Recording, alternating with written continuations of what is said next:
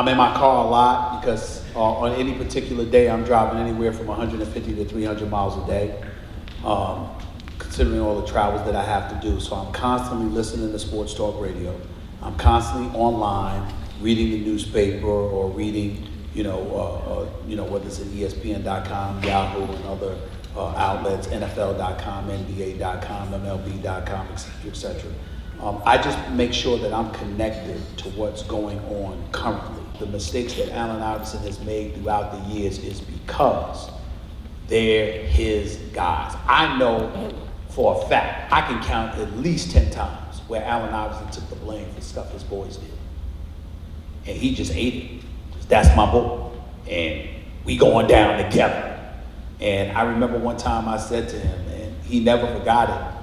We got into a huge argument. I told him, he said, you act like I'm acting like a thug or something, blah, blah, blah. You saying just what them damn people saying. I said, Allen Iverson, I will never accuse you of being a thug. Thugs don't let people mess with their money. You let your boys mess with your money all the time. I would never call you a thug. But he is a good brother with a great, great heart to the people he knows and trusts and love. He's a special, special kind of dude. And even though he never won a championship, I covered every game of his professional career in person for 10 years. I might have missed 2 games in his first 10 years of his career. And he always gets on me for saying this, but I truly mean this from the bottom of my heart. I don't think I would be where I'm at today if it were not for him. It wasn't just because he was a great player and had the eyes of the NBA world on him, but the trust that he placed in me, you just can't say anything about it. And I remember when we didn't speak for almost 2 years. And it got so volatile between us from outsiders trying to communicate back and forth that people were literally scared that we were going to get into a fist fight if we saw each other. And I rolled up in Atlanta to see him. He was at a hotel, and listen, I'm not bragging about it. I'm not proud of it or anything like that, but I'm from Hollis, Queens, New York. I'm from the streets. And so I rolled up with a few gorillas. I had them outside. Say, out here, we gonna do this, let's do this. We gonna have a conversation or we gonna do what we're gonna do. Because I'm not one of those people that you can threaten and then I'm just gonna ignore it. I'm the kind of person that I'm gonna deal with it. Now I would prefer that it's law abiding. Right. But at the same time, and I'm not gonna break the law, but I'm not gonna sit idly by and watch you threaten me. I'm not saying he did it. I'm saying that's the word I was getting. So I want to close the deal. And when we had the conversation, I will openly confess to you that as right as I was, because he was upset at me because of something that I wrote, and he felt betrayed. And I did not betray him. I actually protected him with what I kept out of it. But after I spoke to him, I never felt worse as a reporter.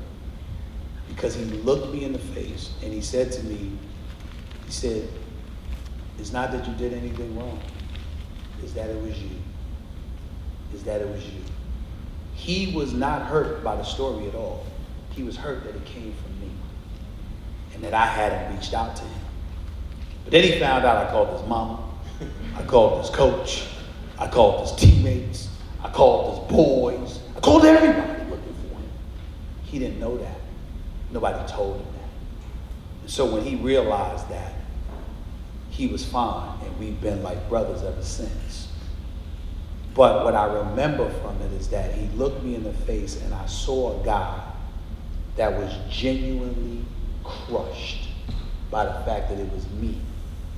And I said that he's got a lot of love for me, and he's got a lot of trust in me. And when you are a journalist, even though it's your job to sort of distance yourself from the subject and the story to some degree, we're human beings. And when you cultivate a relationship with a guy that you're around every day for 10 years, you gotta be inhuman if you don't develop feelings. And I love him like a brother. And I can't apologize for that. He's not in the NBA now. He's retired and he's going into a Hall of Fame. So he's not that guy I'm covering anymore. So now he can sit down and it's not a reporter. I'm his boy. And I won't say anything unless he tells me to. Whereas before, my rule was, well, you can manipulate the story if you tell it to me. But if I find out on my own, you are at my mercy. Because you should have told me. That was my philosophy. When I had, quite frankly, my own television radio show on TV, at the same time that I had the national syndicated radio show, at the same time I was writing a column for the Philadelphia Inquirer, nobody in history had done that in our business. Those were great accomplishments. And being a columnist in 2003 was one of my great accomplishments. Getting the job at the ESPN in October of 2003 was one of my great accomplishments, because my brother, who passed away in 1992, we were together in August. He passed away in October. And he sat there and told me all the things that I would accomplish. And one of the driving forces of motivation for me is that when he passed away in 1992, I made up my mind that I would never go and see his gravesite until I accomplished all the goals that he said I would accomplish, so I could go to him and say I fulfilled what you told me to go and get, brother. But even that wasn't my greatest accomplishment. That's second. My greatest accomplishment was that when they came to me in 2005 and offered me the radio show, needless to say, I'm sorry, the television show, quite frankly, needless to say, that's more money than I ever got paid in my life. My mother had retired as a registered nurse. She was a registered nurse at the largest hospital in New York, Queens General Hospital, Queens, New York. She had retired.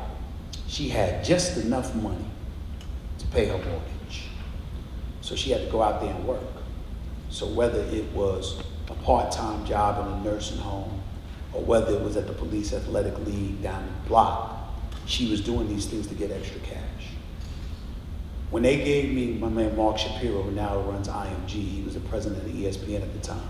When he gave me a multi-million-dollar contract, I signed a deal in the ABC offices in April 2005. I left the ABC offices on 66th Street in Columbus. I drove straight to Queens, to the Police Athletic League. And my mother was working behind the counter, and I walked up to her boss and I said, my mother will not be back. It's over, it's a wrap. And I put my hand in and I said, come on. And I grabbed my mother, she's like, what? I said, there's a cruise waiting for you. You will not be working anymore. And my mother's never worked since. To this very day, that's my greatest accomplishment, taking care of her. Solid. I don't know, I go to Blue Spring South, and I was wondering, I do a lot of stuff as in journalism, as in I do the radio show at 103 and some journalism, broadcast stuff. So what else could I do to further my resume, like other than going to big schools, stuff like that? What could I do? Well, first of all, I think you're doing enough. I'm proud of you. That's number one. You're in television, you're in radio, that's a good thing. You've got to perfect your craft. It's not about having jobs, it's about being great at the jobs you have. So you have to perfect your skills to the best of your ability. Keep putting forth your due diligence. Learn from those who already know. Network as much as you possibly can, because it's not just what you know, it's also who you know. But also, like I was telling the young lady in the back earlier today, know thyself. You have to understand that I was talking to a gentleman earlier, and he said, I want to be a sports journalist. He said, I want to be an NBA analyst. And I said, don't ever say that. Say you want to be a sports analyst. Because when you say the NBA, you've already omitted the NFL, Major League Baseball, the NHL, soccer, and the list goes on and on and on. You want the world as your oyster. And you want to have the options to pick and choose. When I go into a contract and I'm negotiating stuff, I want options. The number one thing I hold against an agent representing me is if you bring me no options, because I want to pick and choose. I don't want, this is the one offer, this is what you'll be doing, and that's it. That's not freedom. That's not giving me the opportunity to be expansive and to develop and grow and mature. You should never want to pigeonhole yourself. You want to sit up there and diversify your portfolio, but you also want to be great at something. I might sit up here and I can cover the NBA or the NFL and Major League Baseball and boxing, and I can talk about things. But the NBA, I am synonymous with, because I was so great covering the NBA. That is something that they can't take away from me. And it gives folks the license to say, okay, maybe he could do this, this, and that too, because he was so great at doing that, as opposed to somebody who's never done anything. But it's, you know, it's like you're doing so many things, but you're the master of none. You want to make sure that you discover what your gift is. A lot of people are of the mindset that they tell kids, you can be whatever you want to be. That's not true. You can be whatever your gift is. You might want to be a lawyer, but you'll be a better doctor. You might want to be a doctor, but you'll be a better accountant or a lawyer. There are things you have to discover your gift. They told me I could write. I guess I could, because I was a professional journalist. But I know I can talk. And so when you say radio or you say television, I have no doubt about that. Sometimes I question my ability to write. I can write for newspapers, but can I write a novel? Everybody's after me to write a book. I've got people coming after me to write a book. They desperately want me to write a book. And I refuse to hire a ghostwriter because I'm a professional journalist. What do I look like hiring somebody to write something for me when I'm a professional journalist? But I really don't want to write it because I'm a very busy man. And I got to sit down and write a book for months at a time. That takes incredible and tremendous discipline. But I'm going to have to find it in order to do it.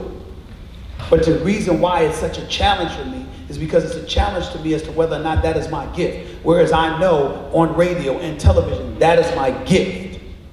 You have to discover what is best in you and what inspires you. And one of the biggest reasons it's important to do that is because that's when work ain't work no more. That's when work doesn't feel like work anymore. When you've mastered what you do and you're great at what you do, and you're rewarded for what you do because of that greatness, it's not work. It's not work. That's what you have to remember. I don't believe that working at ESPN, doing what I do, is work. That's my greatest strength. Where people are lollygagging or trudging along, coming to work, I'm there ready to go. 10 o'clock, the lights come on, it's on. 1 o'clock, the lights come on for my radio show, it's on. This is my show. And you can tell when you're listening to my show. You know how you see these radio hosts and they got a whole bunch of guests on that show? It's rare you'll see that with me. You know why? You listening for me, not them. They're getting in my way. I'm mad when I got to bring a guest on. They're taking up my time. This is my show. This is my show. And I never forget one time, I'll tell you this real quick story, because Kobe's my man. I just spoke to him yesterday. Kobe Bryant had a problem because I was on the air. This is a few years back. And I said, Father Time is catching up. You know, lost a step here. It ain't his fault. Skills are there. He's just old. You know, old in NBA parlance. He did not like that. This is on a radio show in LA. It was my radio show in LA. So I asked Kobe to come on. He was like, hell no. He said, I'll come on when Father Time catches up to me. That's what he said. And I said, are you listening to the show now? Listen for the next minute. And I went on the show. This is me. Now, mind you, this is ESPN LA. We're the flagship station for the Lakers. I literally went on the air and said, Kobe Bryant is no longer allowed on this show. They were like, what? I said, Kobe Bryant is no longer allowed on the show. I said, what the hell is the name of this show? They said, the Stephen A. Smith Show. I said, say it again. It's the Stephen A. Smith Show. I said, this is my show. You don't tell me what to say and what I'm not supposed to say and blah, blah. And Kobe texted me, stop. you know, because I was playing with them, but I obviously didn't mean him as a guest because he's always welcome, he's Kobe. But I meant it in the sense that you don't tell me what to do. That's like me telling you, don't shoot. Don't shoot the ball. I can't tell you that. You don't tell me how to host my radio show. I I will host my radio show the way I please. So it's just a mentality. It's an ownership. And that's how I feel. I was meant to do this, man. I was meant to do this. I grew up aspiring to be a voice that resonated for the masses, to make a difference. I'm not Malcolm X or Dr. Martin Luther King or anything like that, of course not. But I'm a rebel. I'm a rebel with a cause. I go on the microphone and I'm coming. You can ignore me, don't watch me, let the ratings fall. I am coming. That's how I am. Every day, y'all tell me in all the years y'all have watched me, have you ever seen me on the air and said, he don't have enough energy? It don't happen. It don't happen because I'm on a mission. I was meant for this. I have found my calling. And my family complains all the time. They're like, you work on vacation, you work weekends, you work off days, you're supposed to be with the family, you're a dad, you're with your daughter, you do. What's the matter? I mean, my God, will you stop? I'm relentless. I was meant to do this, and it's very, very difficult. The only time I'm capable of relaxing is when I'm either at the movies or I'm watching General Hospital. That is it. You know, my father tells me about things from an historical perspective in terms of what they had to go through, the prejudices that they had to fight in order for recognition. That's basically what he used to talk to me about, and how, you know, Jackie Robinson and the things that he had to go through, and Dobie and what he had to go through, and you know, and Buck O'Neil, he told me that stuff as well. So that's about the extent of my knowledge about the Negro Leagues, just understanding the battles and the trials and tribulations, some of them anyway, that guys had to fight just to get recognized. And how Buck also said to me, he thought that integration was the worst thing that happened, because integration got in the way of how great these guys were. You know, and so I think about that and I was like, really? He was like, yes, because you started paying attention to Major League Baseball, less attention, which is ultimately how the league ended up dying. Appreciate it so much. Thank you so much. Good to see you. Appreciate it, and I will be back.